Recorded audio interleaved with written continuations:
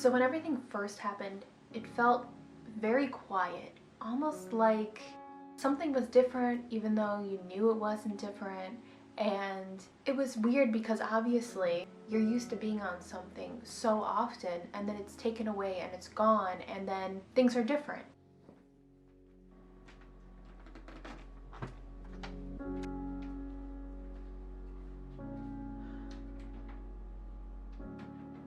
Have to keep going on with the motions of living your life, doing your day-to-day. For a while, I just thought this was because something was just taken away and you're just so used to it. And then you get into thinking about this is not actually just about getting rid of a social media platform, and the weird feeling was not because something was gone.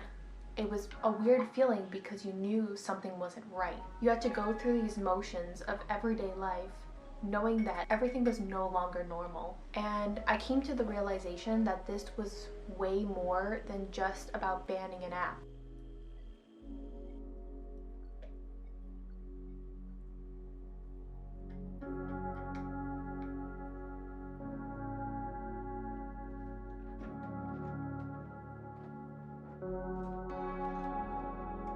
This app is so much different than any of the other ones that we've had for years. It really opens your eyes to so many things that are happening around the world, and basically becoming this generation's form of news outlets, ways for us to understand each other and learn and see what's actually going on without there being a buffer up where we're not getting fed the information that our government wants us to be fed.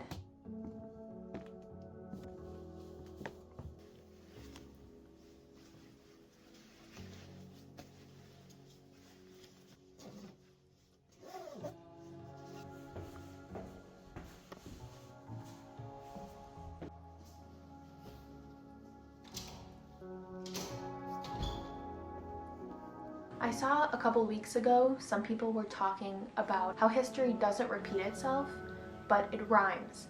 And I think that is definitely a good way to say it, because as much as history doesn't repeat itself exactly to a T, it always rhymes in a way that is similar yet different. Our last generation, when they didn't want us to learn new things and get more intel and be our own individual people, what did they do? They burned our books.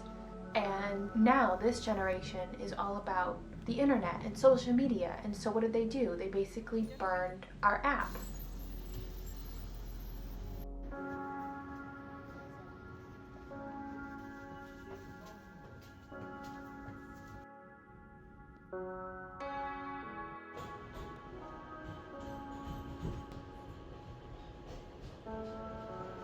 An app that gives us so much information and makes us aware of so many different things that they don't want us to be aware of. And when you see that it eventually came back after only 12 hours, you realize that this is so much bigger because it's a power move. It's a way to say, hey, look, we can take things away from you. We have the power and you don't.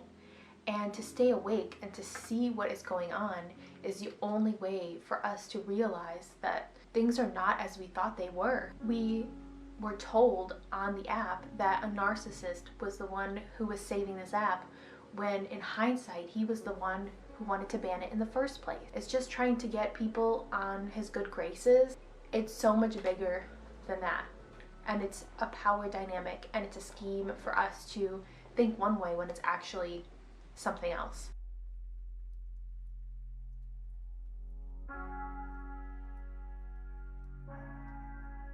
And then you get the app back and you have a feeling that something is different.